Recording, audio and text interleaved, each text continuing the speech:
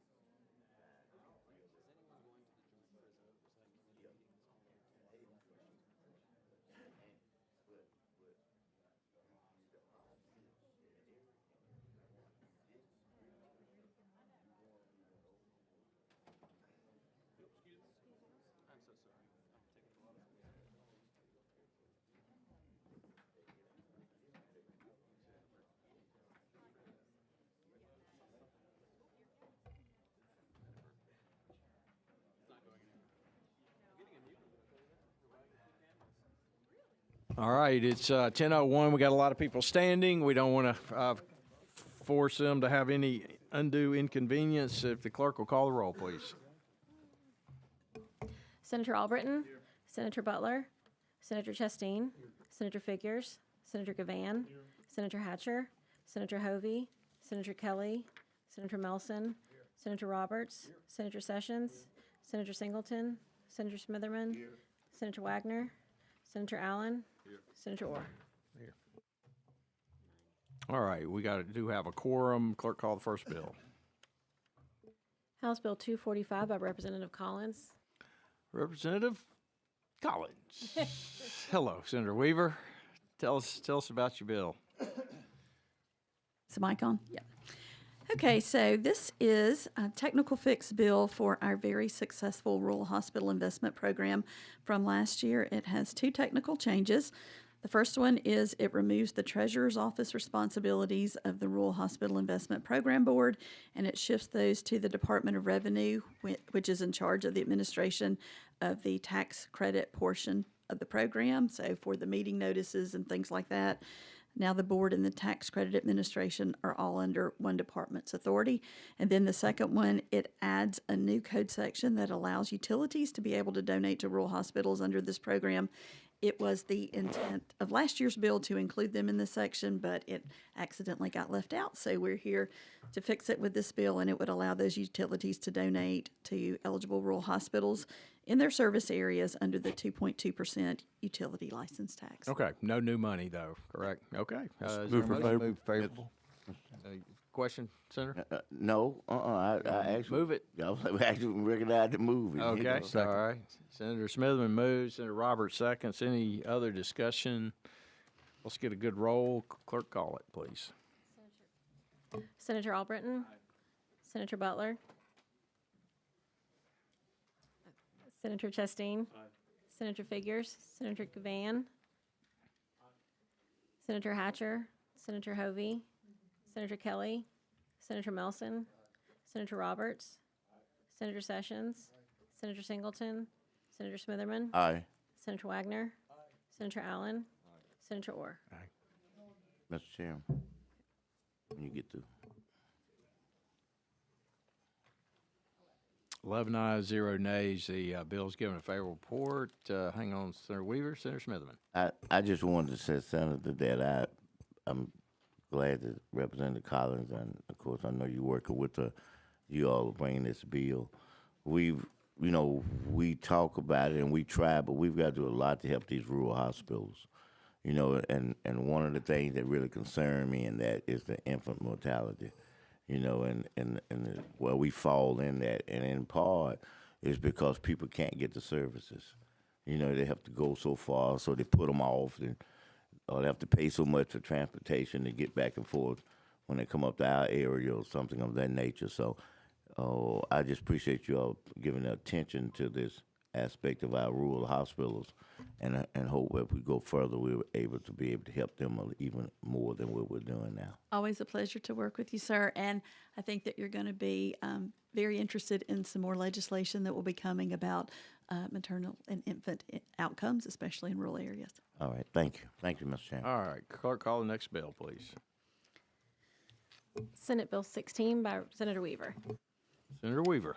So this bill relates to Sleep in Heavenly Peace. They are a registered 501c3 nonprofit, and they provide beds for children who don't have beds. So I know it's hard to believe that there are so many children in Alabama who don't actually have beds, but this group has provided over 15,000 beds to Alabama children who didn't have a bed. So the bill that we're bringing allows them to have a tax exemption, and I believe there's an amendment. Actually, we have two that have been circulated. Are you familiar? One's a sunset that we usually always do, so I'll offer that first. I second you. Senator Smitherman seconds. Is there any discussion on the sunset amendment? All right. Is there any objection to using the previous unanimous roll? Adding Senator Hatcher. Seeing none, 12 ayes, 0 nays. The amendment is adopted regarding sunset. Now we've got a second amendment. Does this carve out the locals? Is that? So it allows the Senator. counties to have the option of allowing them to do it or not. Okay, carves out the locals for their local option. Is there a Second. So I'll offer, Senator Smitherman has seconded. Any discussion on amendment number 2 regarding the local option? All right, any objection to the previous unanimous roll? All right, seeing none, 12 ayes, 0 nays, that amendment is adopted. We're on the bill. Is there a motion? Senator Sessions, Senator Smitherman seconds. Any discussion? Any objection to the previous unanimous roll? Seeing none, 12 ayes, 0 nays, the bill is given favorable report. Thank you, Thank Senator you, Mr. Weaver. Chairman and committee. All right, clerk, call the next bill. Senate Bill 59 by Senator Orr. So we do have an amendment that came from the higher ed community, which is a friendly amendment that's being circulated right now. This bill mirrors something we do in the general fund. Back during the Great Recession, we require our general fund agencies, and they still do it, if there is a loss of federal funds or reduction in revenues of a 5% level, so a more minimal level, or 20%, that we want them to have a plan. What's your plan if we have some hard fiscal times? What is that? Now, you can change the plan as they see fit, but at least they're thinking about what they will do if that happens, because it could happen pretty rapidly. So that's on the general fund side. It seemed like it would be a good idea as we go into the coming years to require something for our higher ed institutions to have a similar plan. Again, plans can be changed, plans can be modified, but what would you do if your appropriations, could be your enrollment, your fees, your tuition dollars go down substantially? What you gonna do? And so there's nothing magic about the low and the high numbers, but that's the gist of the bill, just to have some plan that they, like I said, they can modify it, but they do have to tender it to us annually and just to show that they do have a plan. The general fund agencies still do that. It's not like it's just forgotten. And hopefully we don't need the plan. That would be a good thing, but in the event we did, at least there'll be the framework of what they would want to execute to balance their books or to be able to weather a fiscal storm. That being said, the amendment is Mr. Fulford here. Could you explain the amendment that came in, or somebody from LRS? Yeah, the amendment addresses a timing issue. The concern being at the time that the plan was supposed to be submitted, they wouldn't have the audited financial statements. So it changes it to where it could be the most recent information that they have certified by the institution as being accurate. So it aligns with the timing All right, so Senator Albritton, Senator Allen seconds. Any discussion on the amendments? Pretty technical in nature about the timing, as Mr. Fulford said. All right, any objection to the previous unanimous roll on the amendment? 12 ayes, 0 nays. The amendment's adopted. We're on the bill. Is there a motion, or I can move it? Okay, it's been moved and seconded by Senator Chastain. Senator Smitherman. Are we talking about higher ed, junior colleges, and K through 12? No. I don't think we're including K-12 in this, no. That'd Okay. be local boards, et cetera. Of course, the boards of trustees, you got autonomous organizations out there, but we give no direction on what your plan is, but just as a good first step, that they'll have a plan if things happen.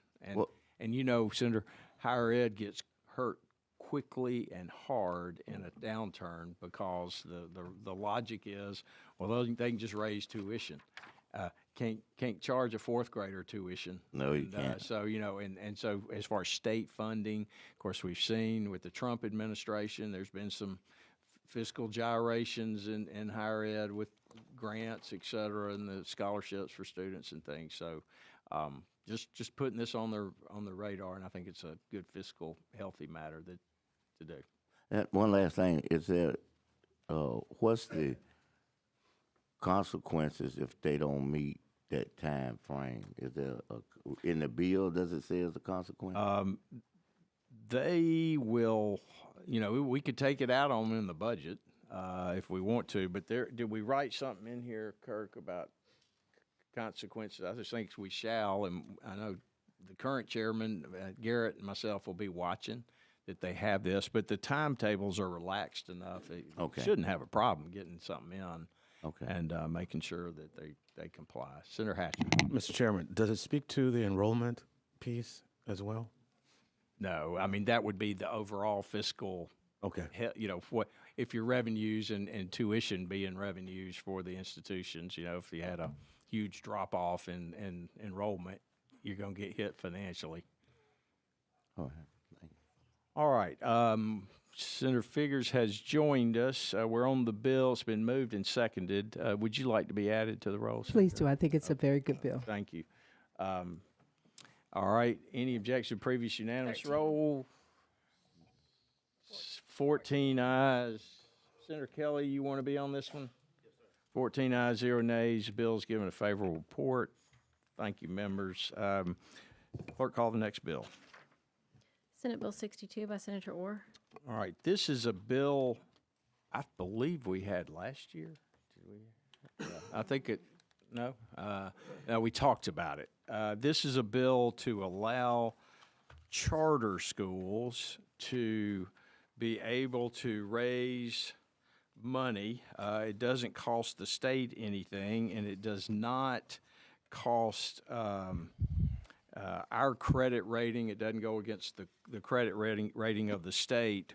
What it does do is allow the charter schools to pledge their appropriation that they expect to get for indebtedness or for bond funding for the charter schools. But we have no fiscal obligation and no fiscal liability. And Mr. Fulford, it does not hit our books as far as the state.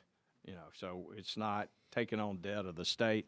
It comes from the charter school community, and I told them I'd introduce it. Senator Figures.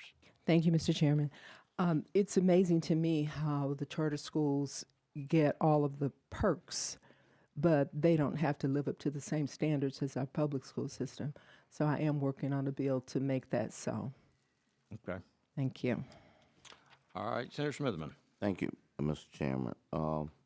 Would these, I have one question and a quick comment. The question is that, would they be able to take whatever appropriations that the legislature give them and be able to pledge that in relationship to these bonds? Well, I think that's the crux. Now, I know we got people in the room from the charter school world, but the crux is that they could assume that the legislature is going to appropriate the money to charter schools, and whoever's going to underwrite the bonds would take that as a pledge of those future revenues, but we're not obligated to fund them in future years. It's just year to year to year. Well, that would have been a third comment. I ain't gonna do that because Okay. I've been blessed, and I thank everybody in this room. When I say that, I want you to know, because all y'all are involved in decisions about who is where and what.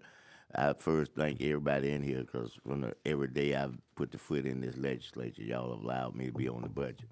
So I had to say that that when you said what you said, I've seen what we generally do, and nothing wrong with what we do. But my concern is simply this: is that I'm not here to cast a negative aspect on what we are trying to do as it relates to charter schools. I'm here to try to castigate a positive effect of what we need to be doing for public schools. We got 160-something public schools down from 206 who will fail. Priority. We changed the word priority schools. The governor and her turnaround program took, and he's heard me say this before, that her turnaround program provided up to $1 million for each one of those failing schools that was involved in her turnaround program. As a result of that, all those schools rose up from being a priority, we said now school, to a school that is not a priority school. 2 of the schools were featured at the State of the State address. It was Hayes K through 8, and it was Washington K through 8. Both of those schools are in Senate District 18.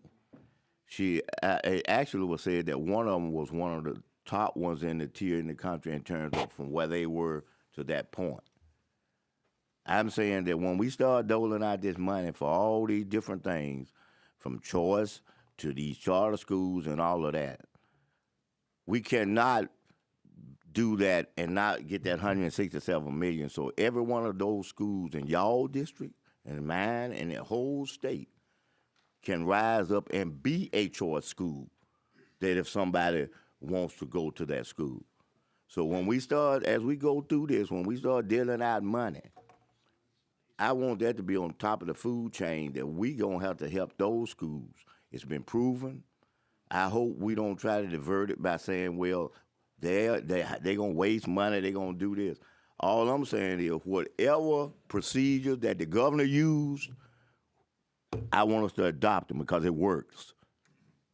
So how they did what they did is fine with me following her script, but we must, before we leave here, get that money. And I'm gonna just say it like this: the money is there. If we can grab $250 million from somewhere, we can get $167 million, and that's for everybody in the state. So I'm actually gonna bring a bill that I'm gonna have for this committee to do just that.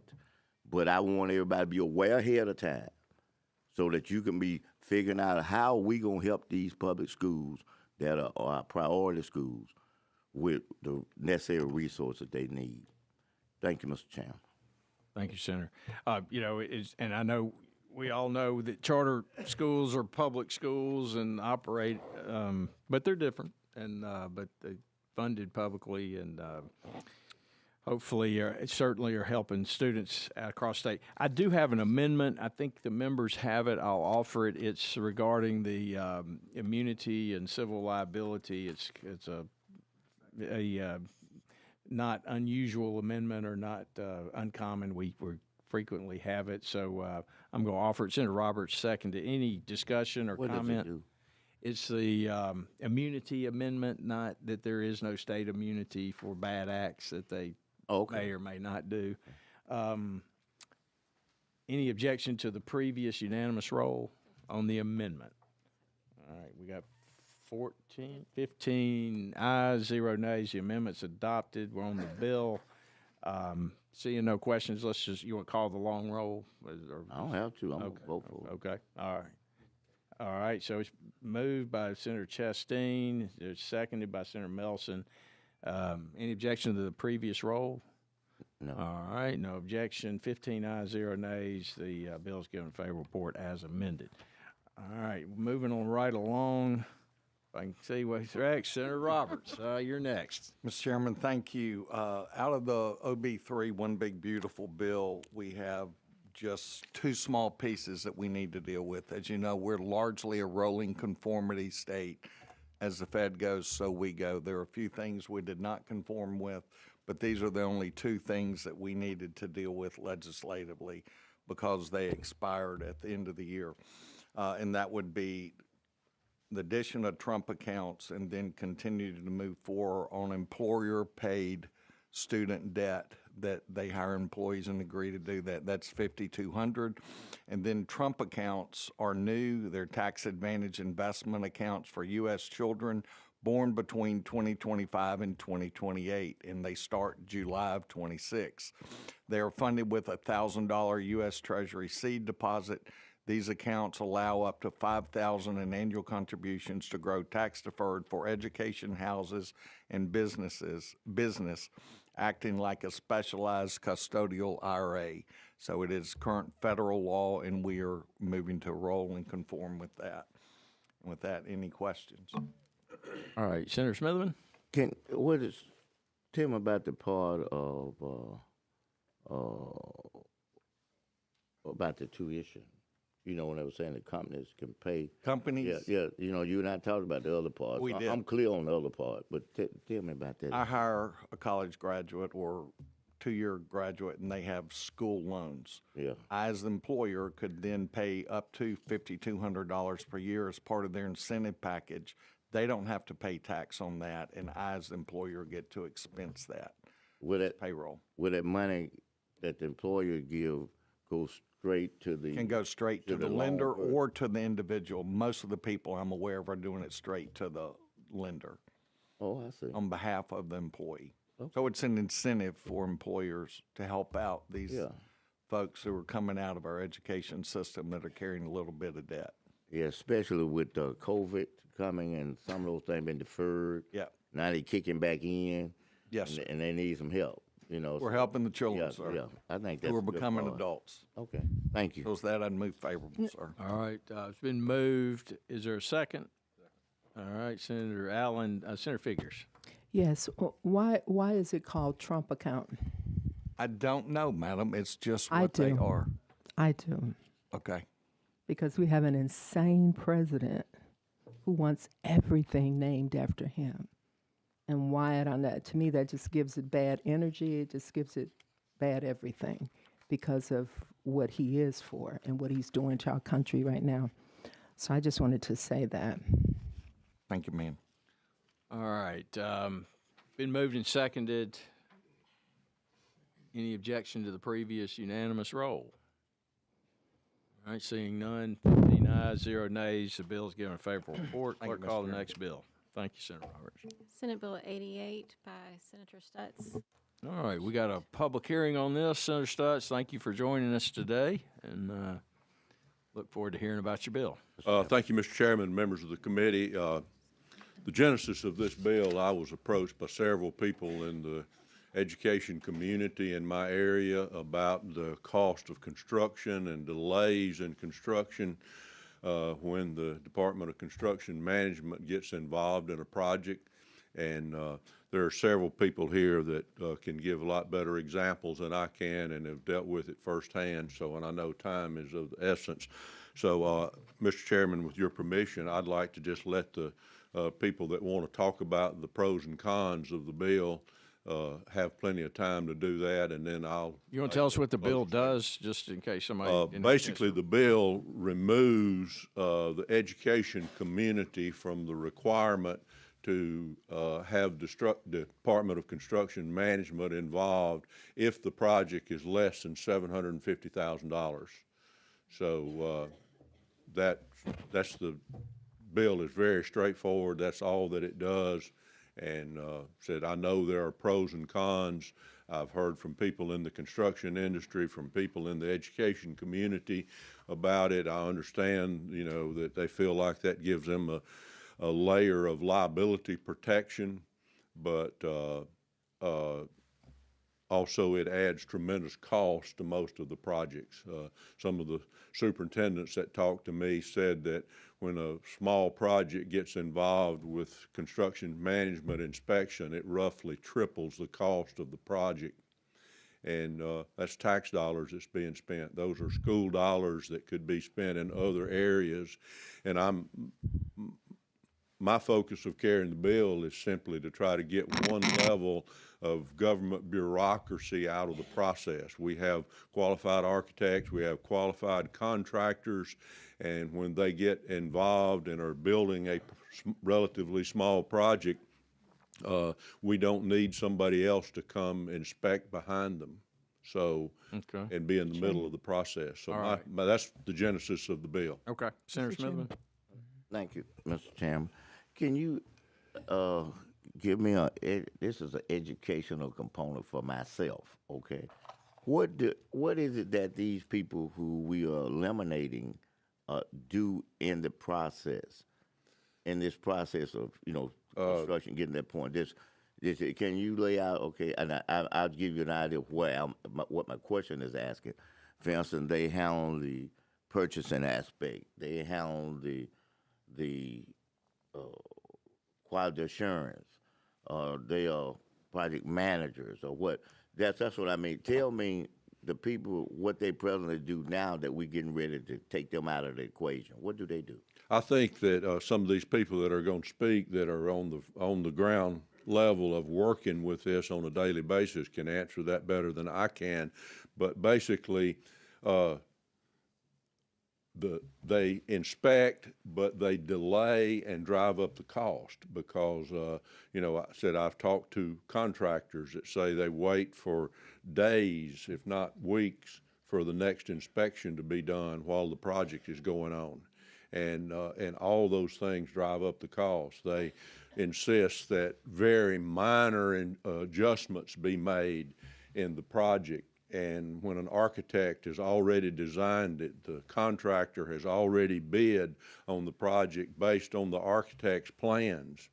And then the inspector from the state may want to change something that's above the code, and it makes multiple changes during the process of the construction, and it delays it often, even into the next school year. So something that they were planning to have ready for this school year is not ready because they were going to do it over the summer, and all the delays in the construction pushed it into building that extra classroom, and now the extra classroom's not available for this coming school year.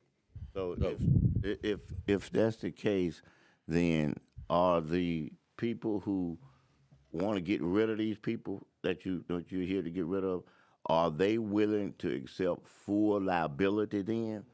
Because I mean, if we're gonna take, I'm just asking a question. These folks coming up can answer that if you can. If we are talking about for the convenience and the economy of time to get them out the way, then that's why I want to know what these folks did on the front end that we're getting out of, because if they are liable, they're the first layer of liability, and it shields these people here because they're liability. If these people right here want to get rid of these people, then are they willing to take on that responsibility and liability for that project if something goes wrong? Because now we're talking about not inspecting it, or, well, I put it this way, we didn't say not inspecting it, but we're talking about doing it in a different manner from the normal inspectors. And yes, it's a delay, but if you got a wire and you need a 220 and they putting in a 110, and then they're going to catch on fire and blow up, then because it's quicker to put the 110 in their opinion, the people under that'll be all right, then are they willing to accept liability for the same way that these other people and have the necessary coverage, whatever these people are able to have? Are they willing to do that? I think absolutely. One of the superintendents told me that's what I have liability insurance for. And having DCM inspection does not guarantee that they can't be sued. I understand it might add another level of protection if there was somebody else in the middle of all that, that it might add another level of protection, but they could still be sued. And as two of the superintendents told me, absolutely, that's why I have liability insurance. Mr. Do we have the Chairman, coverage, So- will the coverage match what Yeah, they're they can address that better than I Okay. can. Like I said, Okay. that's why we're having a public hearing. But I understand your question, and DCM inspection does not guarantee that you can't be sued over a project.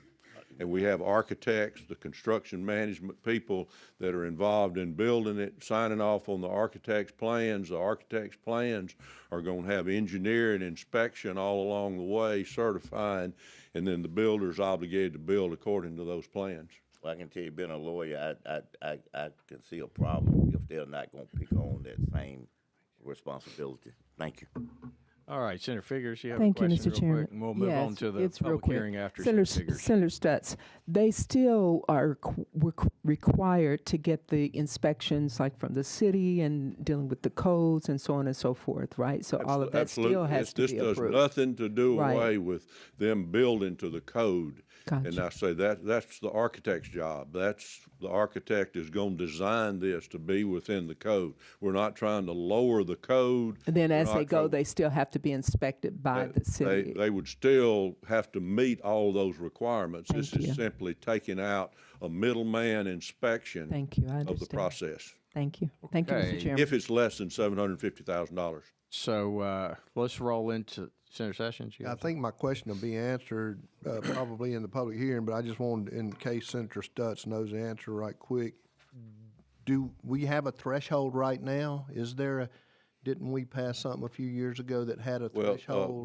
what the law currently says, and I'm trying to think of the exact terminology, but it's like fire, life, health, or fire, life, safety, something, that they'll address that, I'm sure. Well, I was talking about a Or dollar exclu- amount. No, I'm or talking about- excluded, but the problem is, there's nothing you can come up with that doesn't fit in one of those categories. Okay, So, thank you. yeah, there is an exception, but except for these three things and everything, well, what can you do at a school that does not involve safety? You know, so everything gets exempt. Okay. All right, let's roll into the public hearing, and you've heard the questions. If you're a speaker today, first we'll have Ryan Hollingsworth in a favor. Are we gonna ask them some questions after they get up and say? I think, yeah, you can ask them questions. We're going to give you 3 minutes, Mr. Hollingsworth. And Don't if you count the want, questions, all right. and if there are questions for the speakers, we'll ask them. They're coming as subject matter experts. Thank you. I'm not an expert, but thank you for the opportunity. Just a little history, so good questions. But in 21, this body passed a bill that exempted all the projects for K-12 that were below $500,000. If y'all remember that, you moved that. And then back in 22, you revised that and put the current cap of $750,000 on there, but the plans would then be, I'm speaking for K-12, not community college or higher ed. Then those plans would be submitted to DCM for review and for recommendations and inspections, and that's currently what we're under. This bill would take it back to the 2021 version and raise the $500,000 up to $750,000 with no requirement to submit. So we operated under that 21 version for about a year, maybe a little longer. I'm not aware of issues that came up during that time. I never heard of those. If there were, this just takes it back to that. To the senator's point, it does review and inspect for ADA, for life safety, fire safety, and he alluded to that, that really it's everything, because with those topics being fairly broad, you can pretty much say everything on a project goes to that. In today's world, $750,000 is not a lot of money. It is to us, but in the construction world, it's not. I can't build a lot. I do believe, and if DCM rep is here, they could speak to that, but I do believe still under the current law for the review and recommendations, if it's a building that you would have people in, they still have to, would issue a certificate of occupancy. And so with that, I guess there would still be an approval process that's in place. We're supportive of the bill. I think we've got community colleges right now that are completely out from under DCM review. And I believe state parks are completely out with no cap on those dollars. And I may be wrong on that, but I believe that is the case from my memory in 22. And with that, Mr. Chair, I have the mic, so I'm going to say one thing. As Kirk Fulford spoke to the joint committee about the long-range forecast for the ETF revenues, we're very concerned as superintendents about the future revenues. So we urge you caution as you look at tax credits going forward that would hamper the revenue. So thank you for that. All right, thank you. Senator Smitherman, you have a question? Yeah, I do. I'm just going to read you our fiscal note, okay? And Yes, sir. And it relates to what we're saying, and that's Yes, sir. That's my concern. It says the Senate Bill 88, as introduced, would decrease the administrative obligations of the Division of Construction Management (DCM) by undetermined amount by removing requirements that DCM 1 review and inspect exempt projects for compliance with the Americans with Disability Act and for fire safety and life safety compliance. Number 2, issue written compliances recommendations to K-12 schools or any 4-year public institution of higher education or their respective governing bodies. That's it. That's the concern, because we are talking about American Disabilities Act that we don't have to. We don't have to. I'm saying we don't have a compliance. I'm not saying we don't have to do it, but that concerns me because we don't have a oversight or whatever we want to call that word to make sure that they actually did that. It's kind of like we're asking the fox to watch the hen house. You know, in other words, you got these people over here watching the fox and the hen house. Now we're taking the oversight away and say, oh, by the way, fox, I want you to watch the hen house too and make sure that you do what the hen house for. That's a concern, and it's a safety concern. That's the biggest thing. And I'm concerned that I don't want to look up and we have I just picked this out, a roof fall in on kids. Yes, sir. You know, because we don't have, we're trying to cut corners and stay within the 750, that's what you call it, and nobody's going to have oversight on cutting the corners. It's just somebody's opinion versus an expert coming in, and that's what it looks like. Because these people at the school are not, I know you have an engineer, but that's what he does, engineering. When it comes to compliance, those are two different things completely. And so I have some serious concerns about that aspect. Thank Yes, sir. To address that, if I may. Or Go ahead, you want me to? quickly. In hiring of the architect that works for the board, the architect would have inspectors and they're going to draw it and design it to code. So the compliance piece, the inspection, this would remove the inspection by DCM and their inspectors. And I don't know how many they employ, but probably not enough. And so that's another challenge of trying to get those scheduled. So I know with that's why I mentioned that our current community colleges are out from under that, and that stays in-house with them. And I believe state parks are the same way. And we could speak to those to see if they're having issues, but that's been in operation since 22, I believe. And also, the last thing I would mention is that the recommendations, according to the current law that you passed in 22, the recommendations issued by DCM on all the projects they reviewed are maintained. So you should have access to those records if you wanted to see, okay, are the architects drawing it to code? If not, what are we catching? Those records should be available, but I have not had a chance to review those. Senator Melson. I'll keep this brief, but a couple of things that stood out to me is that the construction people want an extra level of liability coverage. But if they're meeting the code and the standards and no problems, why do they need that extra liability? I can't speak to that. I mean, they're not, if they're concerned about it, they don't have to bid on the job. But I mean, it's optional. I mean, it's still with even this, if a board wanted to go through DCM, they still could. But it's not my concern that they don't have to bid on the job. Let's say you use them because they're the low bid.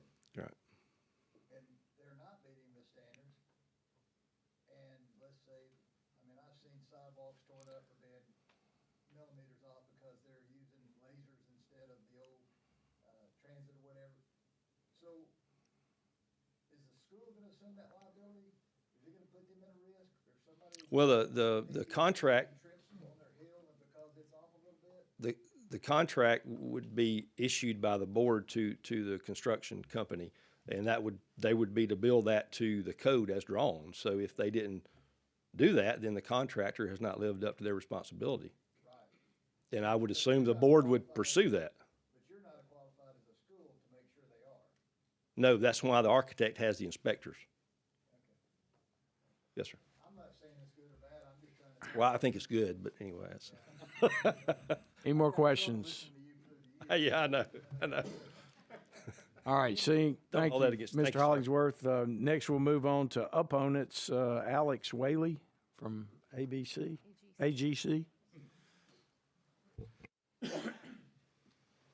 Thank you. I appreciate y'all letting me have the opportunity to speak this morning. I'm Alec Whaley. I'm a general contractor based out of Troy, Alabama. We have been building schools around Southeast Alabama for decades, and have interacted with the Building Commission, which is now DCM, and their inspectors in the course of that time. And I have nothing but respect for the inspections at the end of the projects with their inspectors that walk on the job site with life safety in mind, keeping our kids safe. And that's why I'm here. We work in municipalities. Troy, for instance, has a strong building department and has inspectors. And if the schools there rolled under the City of Troy Building Department, I'm sure life safety inspections would continue. But Pike County, for example, there is no building department. There is nobody to do a life safety inspection if it's not the building commission. And I'm sure there's other rural jurisdictions as well. We take a great deal of pride in the work that we do. We want our children to be safe. And I would hate there to be an unintended consequence with the effort to try to save some money in missing something and not having that peer review and some children get hurt. And that's why I wanted the opportunity to speak today. So. All right, thank you, Mr. Whaley. Any questions? All right, Senator Figures. Thank you, Mr. Chairman. What is the average cost for you to do what you do in terms of inspection? Well, we're the contractor, and we do self-inspect, but that typically falls under the architect and engineers, and in this instance, the Department of Construction Management has an inspector that comes through at the end of the project. Okay, thank you. Thank All you. right, next speaker we have up, thank you, Mr. Whaley, is Scott Williams, AIA. And then Randall Horton, you're next if you'd be ready. You got 3 minutes. Good morning, ladies and gentlemen. I'm Scott Williams. I'm a local architect. Had my own firm now for 40-plus years. And on behalf of the member architects of the American Institute of Architects, we're not in favor of this bill. What we have in place in Alabama for plan submittals and distribution and construction processes and reviews and inspections is some of the best in the country. To have a secondary removal of this, we see no benefit, and we see more downside risk ultimately. A $750,000 cap on this thing, I can estimate it to be that, but by the time you get through tearing into some of these buildings and doing some certain types of work, that falls apart pretty quickly. So we would hope you'd put this bill and put it away. It's not necessary. We have a great process. We don't feel that it's horribly expensive. It's not time consuming. If I organize my projects, I've got the building commission's reviews, I've got the building commission's inspections, all of it timed out pretty good, and they honor just about everything I can throw at them. They start a little earlier sometimes, and they're willing to stay a little later. and this is what benefits the taxpayers. It keeps all of your projects under good competitive bidding, with life safety being first and foremost. All right, any questions quickly? Senator Chastain. So we talk about the increase of building costs now, materials and so forth and so on. What type of project can you do for $750,000 in a school? You may renovate some toilet rooms if you've got plumbing problems, and you may do some roofing work, and you may have some foundation problems that have generated over a period of time. Not a great deal. You're not going to do a lot of classroom additions in that money. So we're not talking about new construction projects, it's renovation to. Well, I would think, yeah, I don't think anybody's going to build anything new for that. Exactly, that's my point. Yeah. Okay. But there again, the process of doing some work on an existing building opens up situations that you were not aware of when your program was initially started. And you just have to be careful about it. Roofing work is we do a lot of that too. And you open the patient up, you'll find something else wrong in there too. And these can be, if they're not addressed by somebody qualified to look at it, and you could have a secondary problem with it. Okay, thank you. All right, thank you, Mr. Williams. Mr. Horton?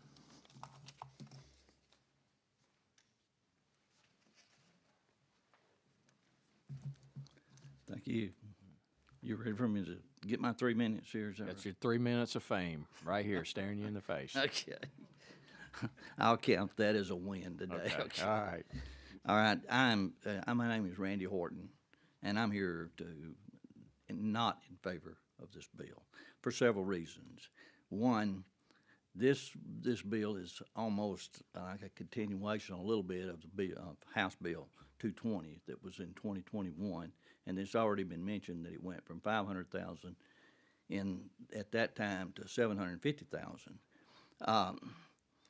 In the work that we do, we're a mechanical engineering firm personally, but I'm here representing the American Council of Engineering Companies is speaking today. So engineers are a vital part of what will take place with this. Now, my firm, we've been in business for over 30 years. We do a lot of inspections, over 4,000 projects here in this state during that time period, and maybe 50% of those projects are not DCM projects, okay? So we do a lot of projects that's not DCM, we do a lot of projects that is DC, maybe a 50-50 mix.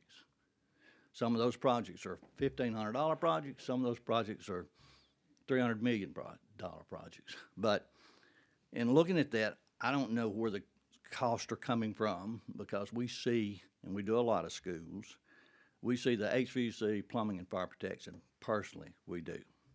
And whenever this bill came up, House Bill 220, there was a lot of people against it then.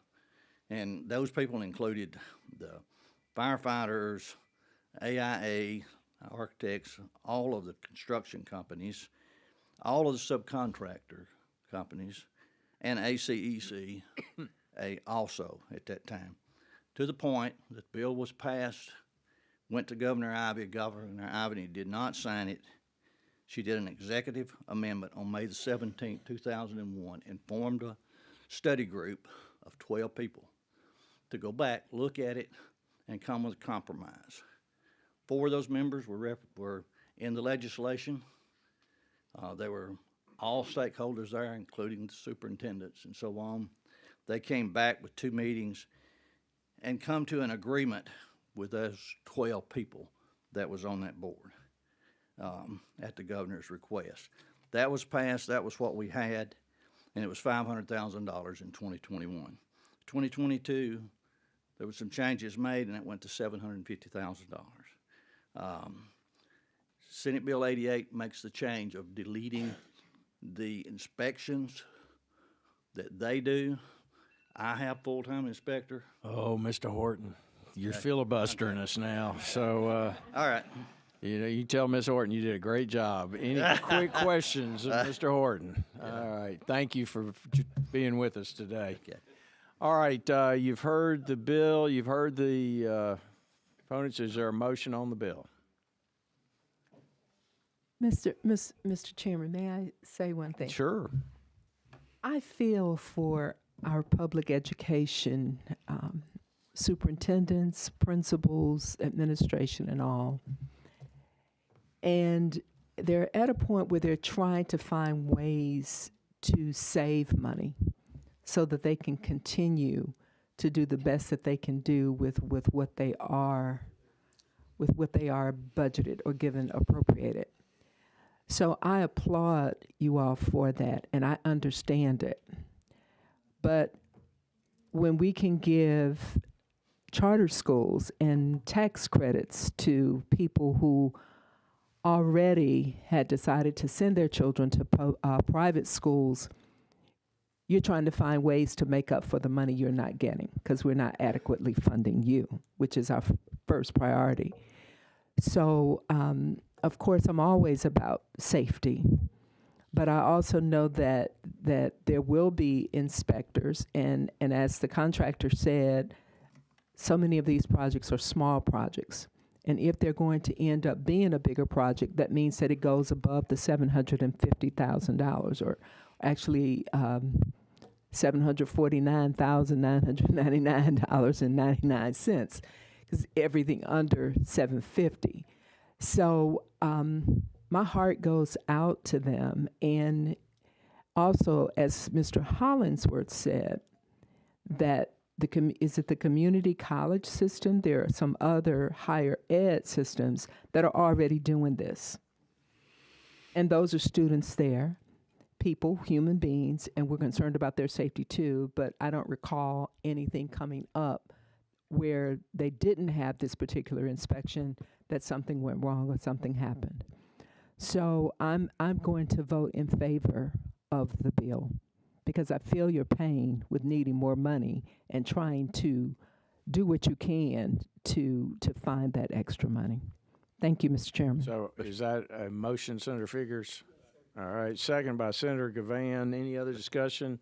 Mr. Chairman, can I say anything else before we vote, or are you ready to roll? I'm ready to you should roll, let it but go, you go right Senator. ahead. You're the sponsor. Yeah, I just wanted to point out, I appreciate what you said, and this bill is simply trying to bring most of, primarily it's going to affect K-12, but there are some universities that are already exempt. The state parks are already exempt. The junior college system, the community college system is already exempt. So we're not looking at some radical change. We're simply saying, let's make the schools make the most of their construction dollars. And as Mr. Horton said, 50% of the projects that they do as mechanical engineers already don't come under this. So this is not a radical change. All right, Senator Smitherman. Thank you, Mr. Chairman. I was going to defer because I thought we were going to the bill, but I'll be brief. I realize what I've just heard said, but two wrongs don't make a right. And if because the paramount decision and those proud decisions did not make the top priority, the safety and well-being of the young people who are going to be affected by the projects if they are not up to standard. Simply this, we can't bring them back if they did. We can't. If a roof fall in on, just like we in there now, if a roof fall in on somebody, you can't, you can go back and change later on, but that person is gone. And I'm very concerned that the layer of inspection and by the expertise who don't have any personal skin in the game whatsoever. If it's a construction person, yeah, they have inspectors, but they got skin in the game because they want to get this project on through. They're going to set the standards of themselves individually of what they think it ought to be or not be. I think that that's a dangerous precedent to set, as I said earlier, to let the fox guard the hen house. And so that's the concern I have, and that's the reason that I won't be able to vote for this. Thank you very much. Senator Hatcher. I just wanted a point of clarification. The gentleman from Pike County mentioned what you don't have in Pike County. What was that again?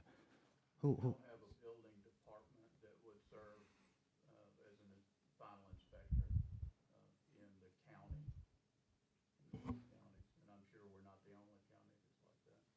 thank you for that. Thank you. Okay, seeing no other questions, comments, clerk call the roll. Albritton? Senator Butler? Senator Chastain? Senator Figures? Aye. Senator Gavan? Senator Hatcher? Senator Hovey? Senator Kelly? Senator Melson? Senator Roberts? Senator Sessions? Senator Singleton? Senator Smitherman? Senator Wagner? Senator Allen? Senator Orr?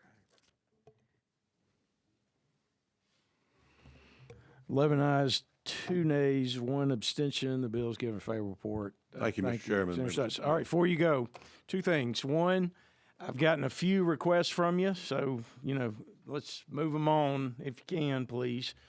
The second thing is I'm passing out an article, as I am apt to do. This one's from the Wall Street Journal. Some of you may have seen it, talking about the Georgia film tax credit and what a bust that has been for the state of Georgia. So I wanted to just give you this. Is it a bust in a good way or a bust in a bad way for the state and for the coffers of the state?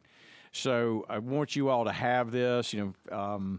Not say all tax credits are evil and bad and a bust, but we also get told a lot of things about the great reward or return that we're going to get when we do certain things. So just passing this out to be mindful of those types of vehicles when they come before us. So that being said, we are adjourned. Thank you for being here.